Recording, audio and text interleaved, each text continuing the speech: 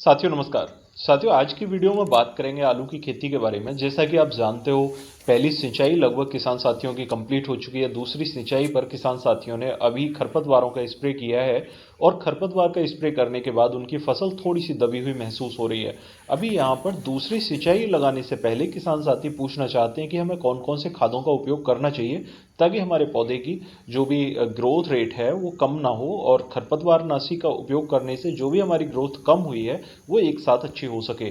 तो देखिए, यदि यहाँ पर आप खाद के साथ में मिला के दूसरे खाद डालना चाहते हैं तो यूरिया खाद आप 35 से 40 किलोग्राम ले लीजिए और उसके साथ में आप मिक्स कर सकते हैं यहाँ पर एक जाइम ग्रेन्युअल में आप बायोवीटा जाइम भी ले सकते हैं और आप यहाँ पर धानुका का भी जाइम ले सकते हैं। ट्राइकॉन्टिनॉल 0.5% में भी डाल सकते हैं, ये भी एक अच्छा प्लांट ग्रोथ रेगुलेटर है। और इनके साथ में आप ह्यूमिक एसिड 1 किलोग्राम प्रति एकड़ के हिसाब से आप बुरकाव कर सकते हो। यानी कि यहाँ पर मात्र आपको 3 तत्वों की ज़रूरत होगी। यूरिया खाद के साथ में आप एक जाइम ग्रेनुअल मिक्स करें और ह्यूमिक एसिड मिक्स करके आप बुरकाव कर सकते हैं।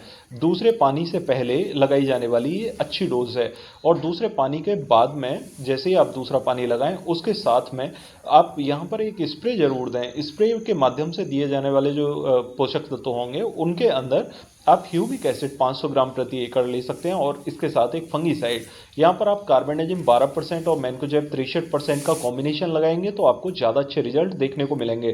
कारण क्या होता है कि जो खरपतवार नाशी हमने यहाँ पर उपयोग किया होता है उससे हमारे पौधे की पत्तियों में थोड़े थोड़े सिम्टम्स झुलसानुमा हो जाते हैं और उन सिम्टम्स को नियंत्रित करने के लिए हमारे पास में एक ऐसा यहाँ पर फंगीसाइड होना चाहिए जो कि हमारे पौधे के सिस्टम में जाके भी काम कर सके और पत्तियों के ऊपर लगने वाले फंगस जनित जो भी दाग धब्बे होते हैं उन्हें खत्म कर सके।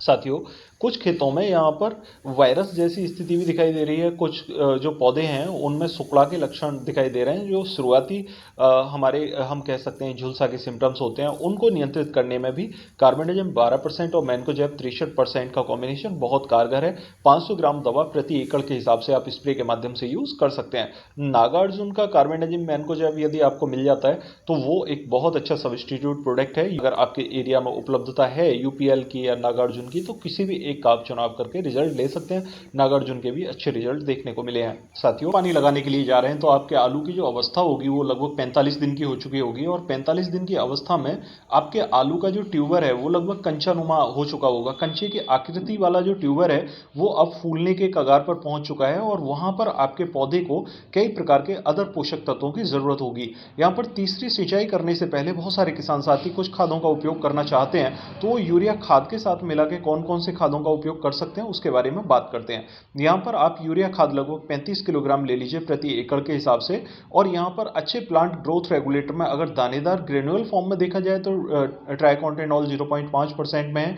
ये एक अच्छा प्लांट ग्रोथ रेगुलेटर है, इसका उपयोग आप कर सकते हैं। इसके साथ में आप यहाँ पर सल्फर मिक्स कर सकते हैं 5 से 6 किलोग्राम प्रति एकड़ के हिसाब से और ये बुरकाव के माध्यम से दिए जाने वाले अच्छे खादों में कहा जा सकता है। कारण क्या होता है कि जब सल्फर का उपयोग आप इस समय पर करते हैं तो प्रकाश संश्लेषण से पौधा भोजन अच्छा बनाता है और पत्तियों में हरापन बढ़ जाता है। और दूसरा, यहाँ पर ट्यूबर को इस क्लोरोफिल की मात्रा को ट्यूबर तक पहुंचाने की आवश्यकता होती है। तो सल्फर यहाँ पर ट्यूबर को मिलने वाले पोषक तत्वों की आपूर्ति करने में काफी हद तक सक्षम होता है और प्लांट की जो लंबाई है अनियंत्रित ढंग से अगर बढ़ रही होती है तो उसे भी नियंत्रित करने में प्लांट ग्रोथ रेगुलेटर अच्छा रोल प्ले करते हैं।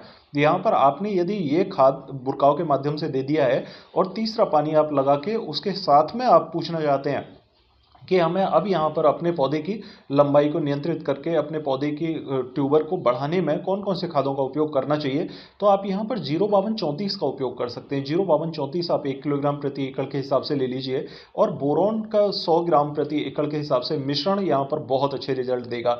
तो साथियों, 45 दिन की अवस्था में यदि आपने तीसरी सिंचाई कर दी है तो इस अवस्था में सिंचाई करने के बाद में चिपक बनने वाली अवस्था में स्प्रे के माध्यम से 05234 प्लस यहाँ पर बोरोन का उपयोग करिए, वो बहुत अच्छे रिजल्ट देगा। साथियों, यदि आप यहां से 45 दिन के ऊपर की अवस्था में है यानी कि 50 से 55 दिन की अवस्था में है तो वहां पर आपको क्या करना चाहिए। देखिए, 50 से 55 दिन की अवस्था में आप यहां पर कैल्शियम का उपयोग कर सकते हैं।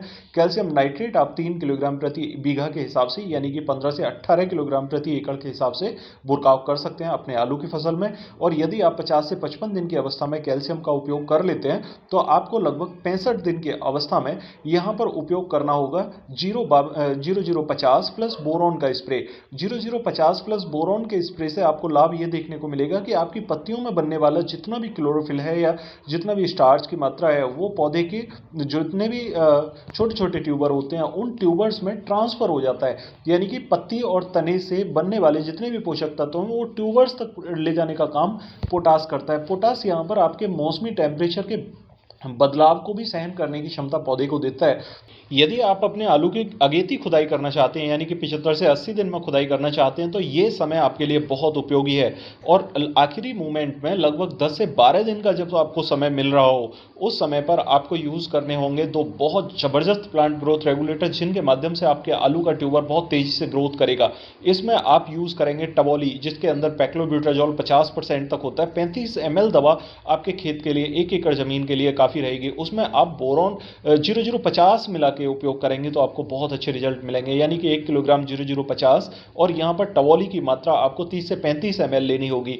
साथियों दूसरे प्लांट ग्रोथ रेगुलेटर में आप कल्टार यूज़ कर सकते हैं। कल्टार भी पैक्लोब्यूटाजॉल 50% साल्ट है और उसकी मात्रा भी आप यहाँ पर उसके साथ में 0050 की मात्रा भी आप 1 किलोग्राम प्रति एकड़ के हिसाब से ले सकते हैं। और उसका स्प्रे करने के लगभग 12 से 15 दिन की अवस्था में आप अपने आलू की खुदाई कर सकते हैं। यह आपके आलू को बहुत अच्छी ग्रोथ देगा और इससे आपके आलू में किसी भी प्रकार के ऐसे लक्षण दिखाई नहीं देंगे जिससे कि आपके आलू की उपज कम हुई हो। साथियों अच्छी उपज के लिए ये एक पर्याप्त फॉर्मूला है।